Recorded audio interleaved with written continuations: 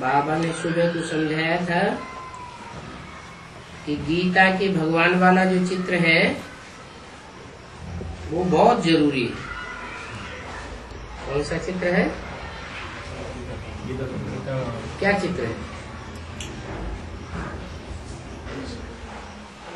उसमें चित्र क्या है?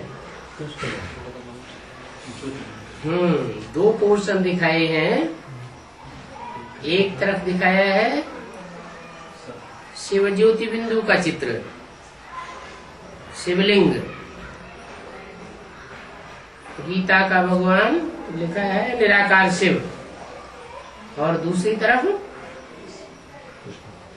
कृष्ण का चित्र। गीता का भगवान कृष्ण दिखाया है, कृष्ण है साकार और शिवलिंग है निराकार। तो निराकार शिवलिंग ज्ञान कैसे सुनाएगा? गीता ज्ञान दाता है, तो गीता ज्ञान देने के लिए साकार तन चाहिए ना। तो वहां तो शिवलिंग दिखाया है, तो लिंग कैसे ज्ञान देगा?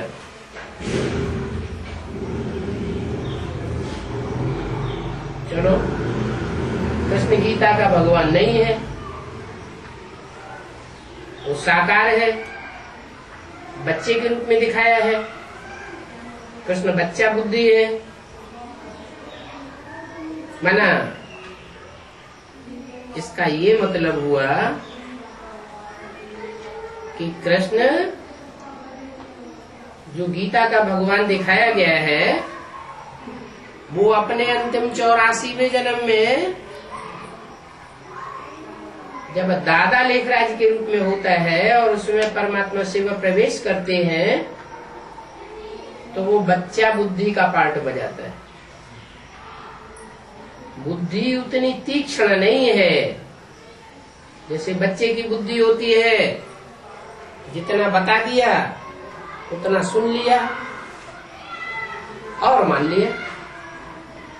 ऐसे ही ब्रह्मा के मुख से जो कुछ भी बोला परमात्मा शिव ने वो बेसिकली धारण कर लिया, लेकिन उसकी गहराई क्या है, उसका अर्थ क्या है, वो उन्होंने नहीं समझ पाया।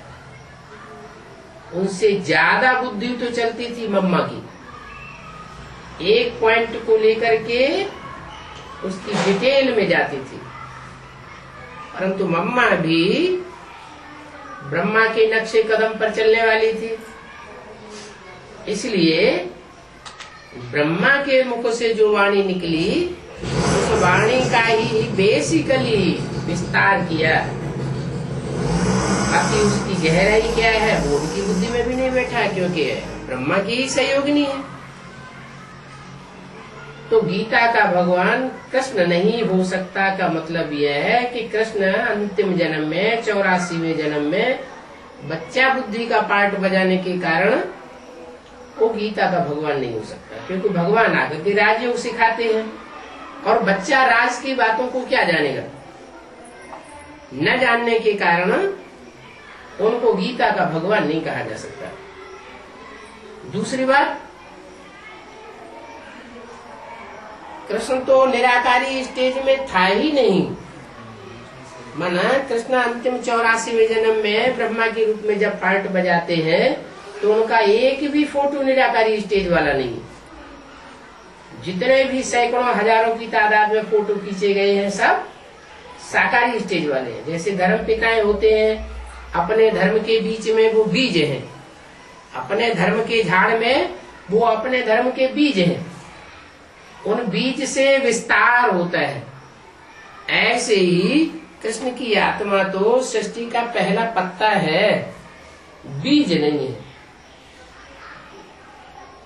उसको जन्म देने वाला बीज कहा जाएगा, क्योंकि सृष्टि का पहला पत्ता है कृष्ण, तो उसको जन्म देने वाला निराकार शिव है।